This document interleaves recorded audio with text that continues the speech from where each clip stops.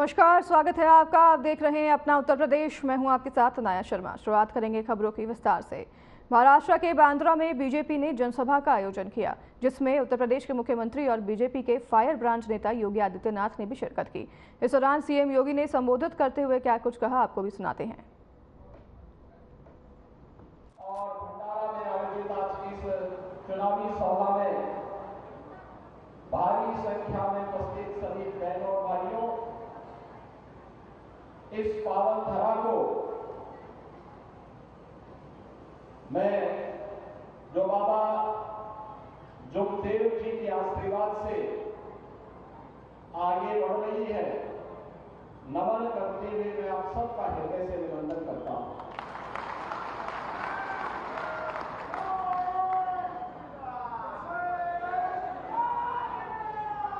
बहनों और भाइयों, मध्यकाल में जब ये देश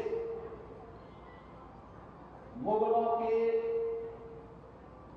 आक्रांताओं से,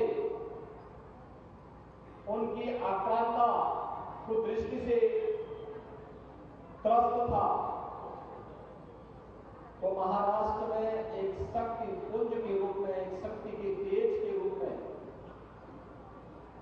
छत्रपति शिवाजी महाराज ने हिंदवी स्वराज्य की स्थापना करके पूरे हिंदुस्तान को एक नई ज्योति, एक नई उजाला दिया।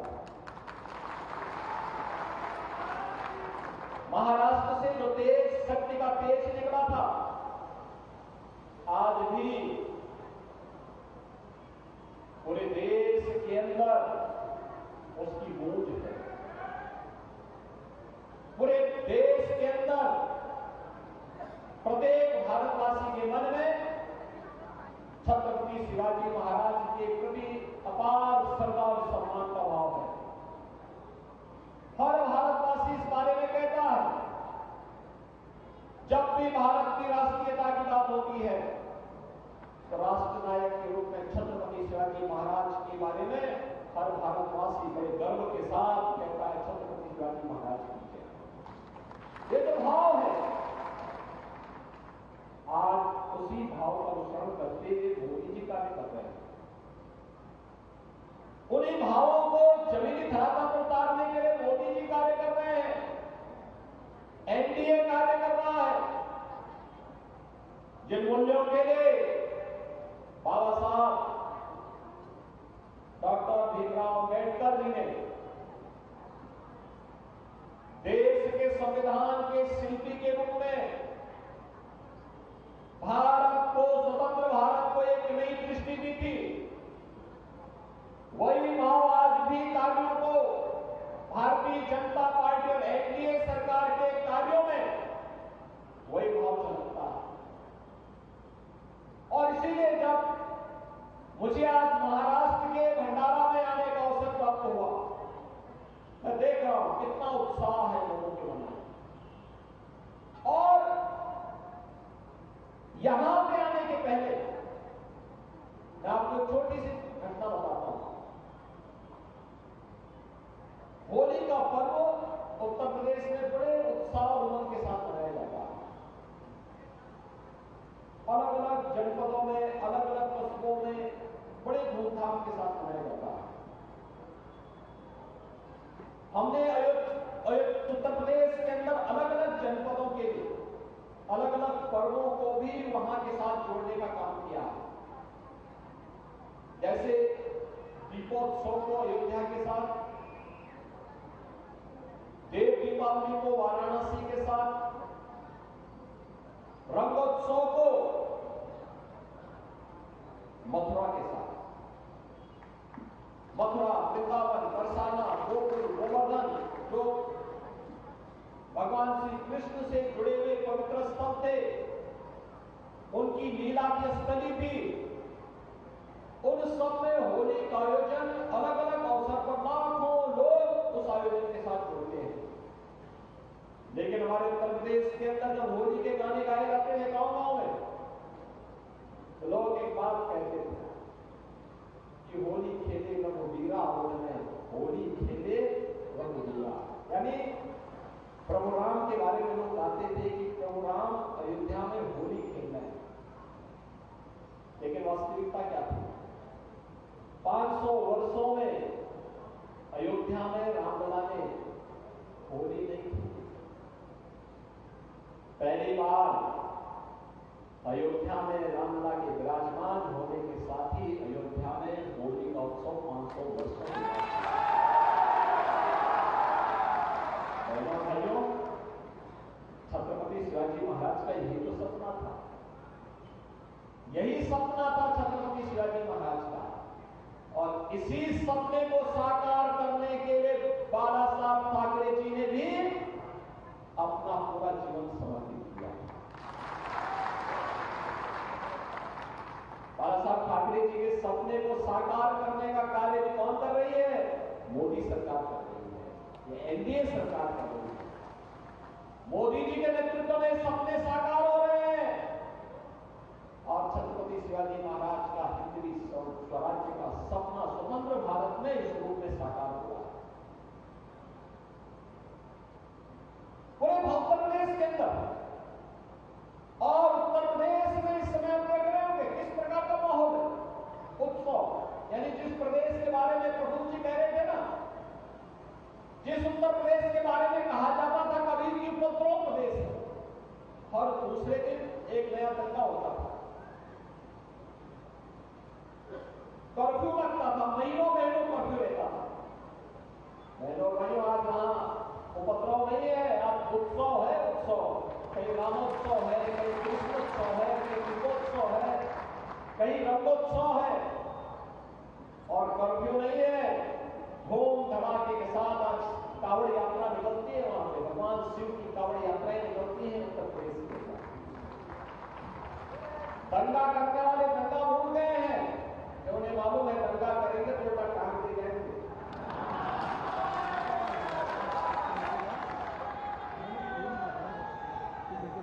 हमने जाति के आधार पर नहीं, मत और मजहब के आधार पर नहीं, क्षेत्र और भाषा के आधार पर नहीं, बल्कि कानून का राज हो, रूल ऑफ लॉ। हमने तुष्टीकरण के आधार पर नहीं, हर भारतवासी की संतुष्टि को आधार बनाया और इसका आधार था मोदी जी का वो मंत्र, सबका साथ और सबके विकास। आपने बदलते हुए भारत को देखा। आज दुनिया में भारत के पासपोर्ट की कीमत बढ़ी है, भारत की सीमाएं सुरक्षित हुई है। अभी 4 दिन पहले इंग्लैंड के एक प्रतिष्ठित समाचार पत्र द गार्डियन की एक न्यूज को आप थोड़ा देखें। उसमें कहता है कि भारत ने, अब उसका स्रोत क्या है हम नहीं कह सकते, लेकिन उसने कहा कि पाकिस्तान के अंदर 20 दुर्दांत आतंकवादी पिछले 2 वर्ष पहले मारे गए और ये आतंकवादी ऐसे थे जो दुनिया की सुरक्षा के लिए खतरे थे। यह पाकिस्तान की एजेंसियां कहती हैं और उसने छापा था।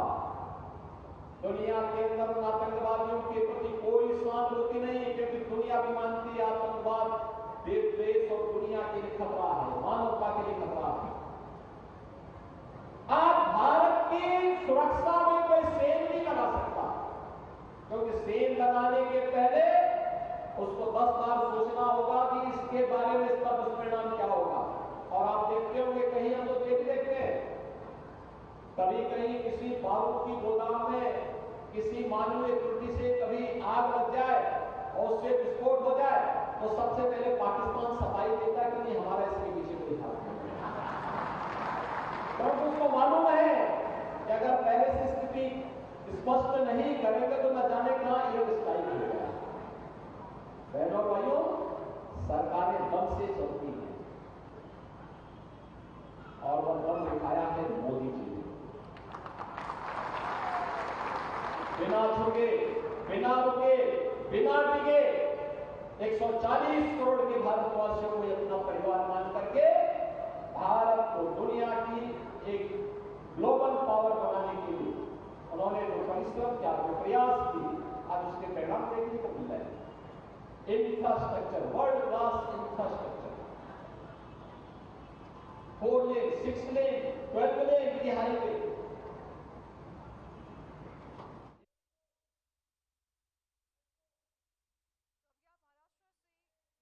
योगी आदित्यनाथ को सुन रहे थे, जिन्होंने जन संबोधन किया। चलिए इसके साथ आगे बढ़ेंगे खबरों में। उत्तर प्रदेश के धामपुर में बीजेपी के राष्ट्रीय अध्यक्ष जेपी नड्डा ने चुनावी जनसभा को संबोधित किया। इस दौरान उन्होंने क्या कुछ कहा, आपको भी सुनाते हैं।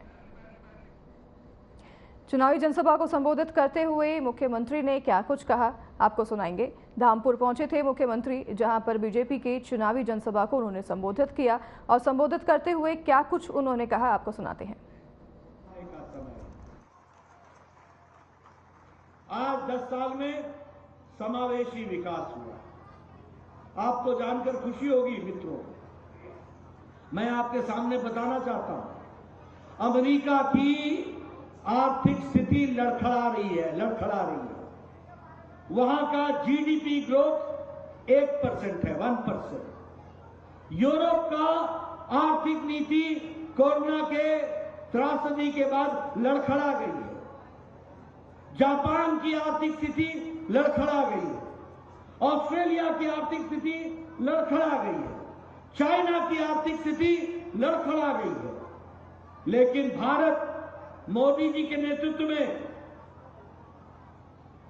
कोरोना के त्रासदी के बावजूद और यूक्रेन की लड़ाई के बावजूद आज भारत 11वें नंबर की अर्थव्यवस्था से आज ब्रिटेन को, ब्रिटानिया को पछाड़ के 5वें नंबर की अर्थव्यवस्था बन गया है, 5वें नंबर।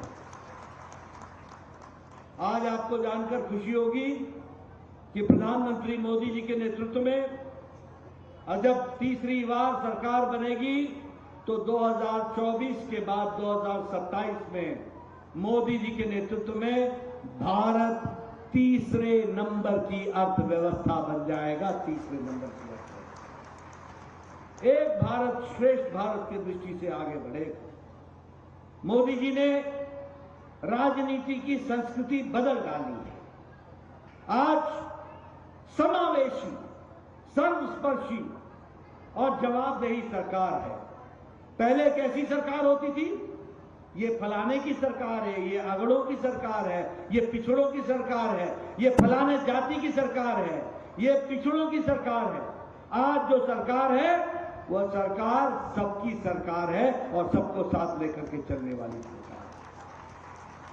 मोदी जी ने आज जवाबदेह सरकार बनाई, रिपोर्ट कार्ड की सरकार बनाई है और मुझे खुशी है कि आज मोदी जी के नेतृत्व में जीडीपी जो हमारा ग्रोथ है पर कैपिटा, उसका 50% वृद्धि हुआ है और कैपिटल एक्सपेंडिचर हमारा 50% से ज्यादा डबल हो गया। आपको जानकर खुशी होगी कि हमारे यहां फॉरेन डायरेक्ट इन्वेस्टमेंट दुगना हो गया है और इलेक्ट्रॉनिक एक्सपोर्ट हमारे यहां 3 गुना बढ़ गया। और मैं ये भी कहूंगा कि मोदी जी के नेतृत्व में सांस्कृतिक विरासत को संभाल के रखा गया और भारत की मूल धारा को मजबूत बनाया गया, ये भी आपको ध्यान में होगा। आपको जानकर खुशी होगी, हम लंबे समय से बोलते थे रामलला हम आएंगे, मंदिर वही बनाएंगे, और हमारे विरोधी बोलते थे तिथि कब बताएंगे। आज 22 जनवरी को प्रधानमंत्री मोदी जी के 10 दिन के कठोर तपस्या के और अनुष्ठान के बाद 22 जनवरी को उन्होंने रामलला का प्राण प्रतिष्ठा किया और भव्य राम मंदिर आज बनकर के तैयार हुआ, यह भी आप लोगों ने देखा। जम्मू कश्मीर में धारा 370 समाप्त हो गई। अभी अभी जयपुर में खड़गे साहब कांग्रेस के अध्यक्ष आए थे, क्या कह रहे थे कि अरे भाई एक तो धारा 370 के बजाय धारा 371 पढ़ रहे थे, यानी 370 और 371 का अंतर भी उनको मालूम नहीं था। और क्या बोलते थे कि प्रधानमंत्री ने चूरू में आकर के 370 की बात की। अरे बात करनी थी तो जम्मू में करते, श्रीनगर में करते। मैं आपसे पूछना चाहता हूं, क्या इस जगह का व्यक्ति कश्मीर में शहीद नहीं हुआ है? क्या चूरू का और जयपुर का व्यक्ति कश्मीर में शहादत नहीं दी? क्या सारे देश के लोग ये मानते नहीं हैं कि कश्मीर भारत का अभिन्न अंग है? और ये कांग्रेस पार्टी वाले बोलते हैं कि तुम चूरू में और जयपुर में धारा 370 की बात क्यों करते हो। अरे हम ये बताना चाहते हैं कि हम उस पार्टी के सदस्य हैं जिन्होंने सारे देश में 1951 से नारा लगाया था, एक देश में दो निशान, दो विधान, दो प्रधान नहीं चलेंगे, नहीं चलेंगे। और प्रधानमंत्री मोदी जी ने, उनकी इच्छा शक्ति ने और अमित शाह की रणनीति ने 2019 के 6 अगस्त को भारत के पार्लियामेंट में अपनी उंगली दबा करके धारा 370 को धाराशाही कर दिया। ये हमारा रिकॉर्ड है, ये भी। आज मुझे दुख के साथ कहना पड़ता है, हमारे लोग उरी की घटना पर प्रधानमंत्री मोदी जी ने सर्जिकल स्ट्राइक किया और घर में घुसकर पाकिस्तानियों के छक्के छुड़ाए और उनको मुंह तोड़ जवाब दिया, तो प्रधानमंत्री मोदी जी ने दिया। अगर पुलवामा की घटना घटी तो उसके बावजूद, उसके बाद प्रधानमंत्री जी ने कहा था, कोई प्रधानमंत्री ये हिम्मत नहीं कर सकता जो प्रधानमंत्री ने कहा। प्रधानमंत्री ने कहा, तुमने बहुत बड़ी गलती कर दी है और तुमको इसका खमियाजा भुगतना पड़ेगा। और 10 दिन बाद पाकिस्तान की धरती पर एयर स्ट्राइक किया गया और सारे वहां के कैंप को ध्वस्त किया, ये भी आपको मालूम है। और इन कांग्रेसी भाइयों से पूछना, इन समाजवादी भाइयों से पूछना, ये पूछते हैं इसका प्रमाण क्या है, प्रमाण क्या है। अरे हमारा नौजवान, हमारा जवान लड़ करके पाकिस्तान के छक्के छुड़ाए और तुम्हारी पार्टी और तुम्हारे नेता प्रमाण मांगे, ऐसी परिस्थिति हम लोगों ने देखी है। मित्रों, मैं ये कहना चाहता हूं, आप बताइए, बहनें यहां बैठी हैं, क्या मोदी जी के नेतृत्व में गांव आगे बढ़ा है कि नहीं बढ़ा है? आप बताइए, मोदी जी के राज में महिलाओं को ताकत मिली है कि नहीं मिली है? आप बताइए, मोदी जी के राज में युवाओं को, उनकी आशाओं को पंख लगे हैं कि नहीं लगे हैं? आप बताइए, किसान को ताकत दी है कि नहीं दी है? आप बताइए, दलितों को सम्मान दिया है कि नहीं दिया है? आप बताइए, आदिवासियों को मुख्य धारा में मोदी जी लेके आए हैं कि नहीं आए?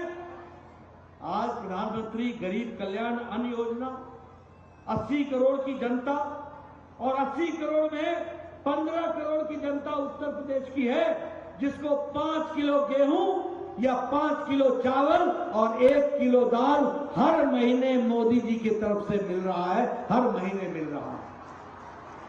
और इसके कारण आज 25% की गरीबी, 25% गरीबी की रेखा से निकल आए हैं। मैं यहां ये भी बताना चाहता हूं, आप बताइए, उज्ज्वला योजना में गैस का कनेक्शन मिला कि नहीं मिला? गैस का कनेक्शन मिला कि नहीं मिला? और आज उसी तरीके से जल जीवन मिशन में हर घर नल, हर घर जल, इसको भी देने का प्रयास किया गया। स्वच्छ भारत अभियान में हर घर को शौचालय और 4 करोड़ घरों को आवास, पक्के घर देने का काम किया, तो प्रधानमंत्री मोदी जी ने किया। इसलिए मित्रों, मैं ये कहना चाहता हूं आपको कि चाहे गांव हो, गरीब हो, वंचित हो, पीड़ित हो, शोषित हो, दलित हो, किसान हो, युवा हो, महिला हो, इनको ताकत देने का काम किया तो नरेंद्र मोदी जी की सरकार ने किया है, ये भी आपको ध्यान रखना। मैं यहां ये बताना चाहता हूं कि सेंट्रल का एड उत्तर प्रदेश का प्रधानमंत्री मोदी जी ने 4 गुना बढ़ा दिया है, 4 गुना बढ़ा दिया है। उसी तरीके से इंडस्ट्रियल कॉरिडोर के माध्यम से अलीगढ़, आगरा, झांसी, कानपुर, चित्रकूट और लखनऊ, इनको जोड़ा गया है। और इसी तरीके से 27 नए मेडिकल कॉलेज खोले गए उत्तर प्रदेश में, 27 मेडिकल कॉलेज। बोलिए, बिजनौर को मेडिकल कॉलेज मिला कि नहीं मिला? सहारनपुर को मेडिकल कॉलेज मिला कि नहीं मिला? आप बताइए, कैराना को मेडिकल कॉलेज मिला कि नहीं मिला? हर दृष्टि से आगे बढ़ाने का काम किया गया है। और उसी तरीके से नेशनल हाईवे लगभग 3000 किलोमीटर की सड़क बना करके दी है और उसको भी आगे बढ़ाया गया है। वंदे भारत की ट्रेनें चलाई गई हैं, और विकास की दृष्टि से हर दृष्टि से काम हुआ है। बताइए, धामपुर में 500 बेड का 100 बेड का हॉस्पिटल बना कि नहीं बना? धामपुर में बना कि नहीं बना? उसी तरीके से नई नई सड़कें बन रही है कि नहीं बन रही है? आप बताइए, नगीना का विकास हो रहा है कि नहीं हो रहा है? हर दृष्टि से आगे बढ़ाने का काम चल रहा है कि नहीं चल रहा है?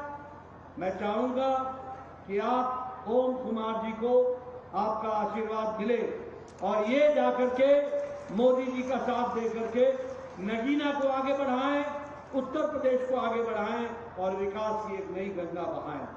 मित्रों, मैंने आपके सामने विकास की एक नई कहानी आपके सामने रखी, लेकिन मैं ये घमंडिया गठबंधन के बारे में भी बात करना चाहूंगा। मैं ये कांग्रेस पार्टी के बारे में भी बात करना चाहूंगा। मैं समाजवादी पार्टी के बारे में भी बात करना चाहूंगा। ये जो घमंडिया गठबंधन है, ये जो इंडी अलायंस है, ये कांग्रेस, समाजवादी पार्टी, आप पार्टी, टीएमसी, इन सब का जो गठबंधन है, ये गठबंधन सिर्फ दो बातों का गठबंधन है। दो बातों। एक गठबंधन है कि ये सभी भ्रष्टाचारी हैं और सब भ्रष्टाचार से बचने का गठबंधन है। भ्रष्टाचारी हैं और भ्रष्टाचारी बचाओ गठबंधन है।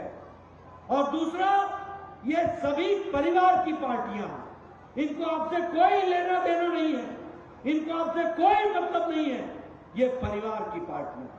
मैं आपके सामने बताना चाहता हूं, बताइए, कांग्रेस पार्टी ने कोयला घोटाला किया था कि नहीं किया था? बोलो, किया था कि नहीं किया था? चीनी घोटाला किया था कि नहीं किया था? चावल घोटाला किया था कि नहीं किया था? ऑगस्टा हेलीकॉप्टर का घोटाला किया था कि नहीं किया था? पनडुब्बी का घोटाला किया था कि नहीं किया था? आप बताइए, इन्होंने 2G का घोटाला किया था कि नहीं किया था? 3G का घोटाला किया था कि नहीं किया था? इन्होंने न आकाश छोड़ा, न पाताल छोड़ा, न धरती छोड़ी, न हवा और गगन छोड़ा। सब जगह घोटाले ही घोटाले किए। आप बताइए, ये हमारे अखिलेश यादव जी ने गोमती फ्रंट का घोटाला किया है कि नहीं किया है? गोमती फ्रंट का घोटाला किया है कि नहीं किया? लैपटॉप का घोटाला किया है कि नहीं किया है? अनाज का घोटाला किया है कि नहीं किया है? आप बताइए, लालू यादव ने जमीन के बदले नौकरी का घोटाला किया कि नहीं किया? चारा घोटाला किया कि नहीं किया? आप बताइए, टीएमसी की ममता की सरकार ने टीचर्स की भर्ती का घोटाला किया कि नहीं किया? आप बताइए, डीएमके की सरकार ने वहां घोटाला किया कि नहीं किया? आप बताइए, केसीआर ने शराब का घोटाला किया कि नहीं किया? आप बताइए, केजरीवाल ने शराब का घोटाला किया कि नहीं किया? आप बताइए, दवाई का घोटाला किया कि नहीं किया? आप बताइए, राहुल गांधी बेल पर है कि नहीं है? बोलो, है कि नहीं है? सोनिया गांधी बेल पर है कि नहीं है? पी चिदम्बरम बेल पर है कि नहीं है? लालू यादव बेल पर है कि नहीं है? संजय सिंह बेल पर है कि नहीं है? डीएमके के मंत्री बेल पर है कि नहीं है? टीएमसी के मंत्री बेल पर है कि नहीं है? और आप बताइए, हेमंत सोरेन मुख्यमंत्री बेल पर है, जेल में है कि नहीं है? अरविंद केजरीवाल जेल में है कि नहीं है? आप बताइए, मनीष सिसोदिया जेल में है कि नहीं है? आप बताइए, सतेंद्र सिंह जेल में है कि नहीं है? आप बताइए, आजम खान जेल में है कि नहीं है? आप बताइए, टीएमसी के नेता जेल में है कि नहीं है? आप बताइए, डीएमके के नेता जेल में है कि नहीं है? आप बताइए, कविता जेल में है कि नहीं है? ये इंडी अलायंस में आधे नेता बेल पर हैं और आधे नेता जेल में है। यह परिस्थिति आ सकती है। बोलिए, ऐसे लोगों को समर्थन देना है क्या? ऐसे लोगों को समर्थन देना है क्या? मैं पीछे से सुनना चाहता हूं, आवाज आनी चाहिए। ऐसे लोगों को समर्थन देना है क्या? और अभी इनका मैनिफेस्टो आया कांग्रेस पार्टी का। मेरे को 1900। तो फिलहाल इस बुलेटिन में हमारे साथ बस इतना ही। नमस्कार।